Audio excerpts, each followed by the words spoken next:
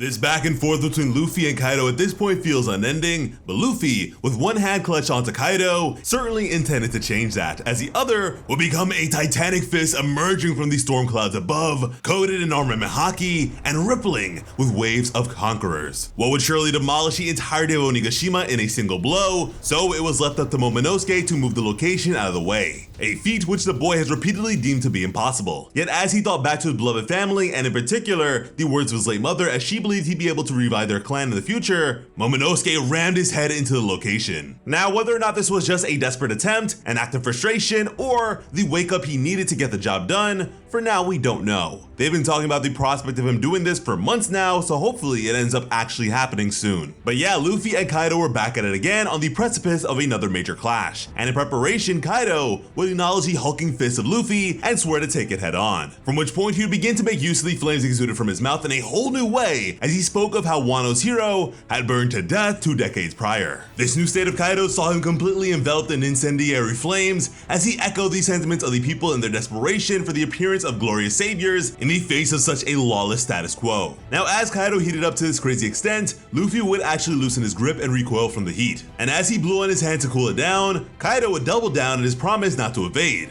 So there was no longer a need for Luffy to hold on to him anyways. Kaido had no intention of allowing Luffy's destructive fist to make its way down. Meanwhile, Kaido was so terrifyingly heated that the mere contact of his body onto the only intact horn of Onigashima's skull would be melted, which was precisely what he intended to do to Luffy's right hand. However, Luffy would fiercely denounce such a prospect as he would not allow it to come to pass. After all, Old Man Hyogoro, during their shared imprisonment, provided Luffy with a whole new understanding of haki, which in Wano they referred to as Yuo. And what he learned was how to attack without making direct contact, which he intended to use against Kaido. What is armament haki, advance emission, and what will presumably result in a case of internal destruction, which Luffy also recently learned of. And such masterful use of these newfound techniques should constitute the requirement proposed by Kaido in regards to powerful haki being required to claim the seas as opposed to simply having a strong devil fruit ability. But damn, speaking of, there are just so many fire-based abilities in this series. And as the two attacked one another, Luffy would actually have to shield his eyes from the emerging light. Meanwhile, Usopp, after having been swept away by the watery efforts of Jinbei and Raizo, would beg for the safety of Kinemon and Kiku, as of course they have both been in pretty rough shape for a while now. As all the while, the various samurai on the battlefield, now lacking adversaries of their own, would express their belief and faith in Luffy and his ability to defeat Kaido, as some would even be seen praying for his victory. All while Kawamatsu, who is exhausted, would exclaim the reality we all know to be true, that the future of Wano will not be prosperous unless Kaido is removed from said future. We would then flash back to the day of Oden's execution. His friends were in the midst of fleeing with their pursuers giving chase. As they all cried their eyes out, Kinemon urged them all to not look back. The final shot to put Oden down would then be heard. The scheming Orochi knew exactly where these samurai would be headed, as they undoubtedly intended to protect Momonosuke as he was Oden's heir. And with this knowledge, Kaido decided to take it upon himself to handle the issue. The people would then beg for mercy to be shown as opposed to slaughtering the entirety of the Kozuki clan, but Kaido was relentless and would eliminate anyone who got in his way as he made a bloody example of these civilians. An act which further spurred Orochi on as he advocated for even more death, resulting in plenty of people being shot. We would then fast forward to the destruction of the Kozuki castle, along with the confirmation of Lady Toki's demise, and the fact that nobody had been seen fleeing from the burning castle. Orochi would then call for the country's daimyo to swear fealty to him or go to war, which to these honorable warriors was a rather simple and stupid question. Now, we have seen all of these guys at some point or another with the exception of one, as here this mysterious figure lacks both an associated region and a visual of their face. Instead, we only see them unsheath their blade. This mysterious figure could really and truly be anyone, and with how One Piece works, we probably won't know who they really are for a very long time. However, I will say, the hilt of their blade does look to be somewhat similar to Shusui, the legendary national treasure of Wano, once wielded by Shimotsuki Ryuma, the very blade in Zoro's possession. And so, if I were to make any sort of guess, I'd imagine this figure is linked to Zoro in some way or another. This could be a relative or a common link between his ancestry and that of the Shimotsuki clan, which would actually be pretty meaningful as, mind you, this is the very clan his early swordmaster Koyoshiro and his late childhood friend Kuina are descendants of. of. Anyways, these valiant samurai refused to accept a shogun who wasn't of the Kozuki clan, believing it to be their duty to vanquish these false rulers and avenge Lord Odin. A futile resistance that would only stand to further incur Kaido's unbridled wrath, laying waste to these many heroes as Orochi laughed all throughout the carnage. With the resistance quelled, Wano was made to be a massive weapons factory, with any and all able-bodied men being made to work in said factories, which only continued to be constructed and spread all across the land. And pretty much every major Wano atrocity would be recounted here. We would have men being stolen from their homes, forever traumatizing their families. The mass pollution of the country's water supply, leaving the people with no drinking water. Extreme famine due to a lack of fertile land, therefore leaving them with nothing to eat. The ideology of their captors being that of extreme cruelty, that if they can still draw breath, then they can still work, to the point of many meeting their untimely ends on account of overwhelming exhaustion. All hope was to be robbed from them, and the associated imagery here is simple yet chilling. And although these conditions were horrendous, there were still some who held onto the words of the late Lady Toki, believing that one day their suffering would come to an end, emphasizing that at the bare minimum, for some people, all it takes is a bit of hope. We would then have Orochi mocking the people for consuming the defective smile fruit leftovers in their desperation, causing them to eternally smile and laugh. What is really just so horrendous. This Wano arc has been so dark in so many ways, and this aspect never fails to disturb me. Orochi has to be one of the most detestable cretins in all of One Piece, if not all of shonen. I might just hate him more than anyone else in the series, and I'm seriously curious if anyone out there actually likes him unironically. Oda really outdid himself making this character so despicable, as Orochi gleefully desired for the entirety of Ebisu Town to consume the defective smile fruit so that they would laugh and smile despite the numerous deaths of all those they cared for, believing this to be the perfect fate for all of them. From there, we would then make our way to the present where Orochi was still very much engulfed in flames despite being in his Zoan form. What was somewhat similar in visage to the current disposition of Kaido, however, of course, his bottom feeder's burning is involuntary. What could very well be foreshadowing for what is to come for Kaido's fate as well, which we'll be better able to conceptualize in just a moment. But despite being in the midst of burning to death, Orochi sought to commit one more heinous act by way of killing Hiyori, whom he still referred to by her cover name Komurasaki. However, just as he intended to do so and Lady Hiyori braced for impact, a figure would make their presence known, much to the dismay of Orochi. As in an instant, while holding Hiyori close, Denjiro expertly decapitated the smoldering false lord, as we would then receive a glimpse of some lanterns being let off into the night sky, one of which praying for the disappearance of Orochi. But I must say that seeing as Orochi is a Hydra, I'm not so sure if this really is the end of him, but boy oh boy do I hope it is. And I mean, contextually it would make sense considering the hefty flashback that took place over the course of this chapter, although I would argue he deserved to suffer a whole lot more than that. But as his severed head slammed onto the ground, we would see even more lanterns, one of them praying to be freed from their hell, and another begging for only but a sip of clean water. The conditions of Wano are just downright sickening. These desires are oh so very saddening, and in knowing all that they've experienced over the last 2 decades, I really hope things get better fast. And as per usual, Oda's writing continues to impress, as I myself am questioning whether or not this is actually going to be the end here of Kaido.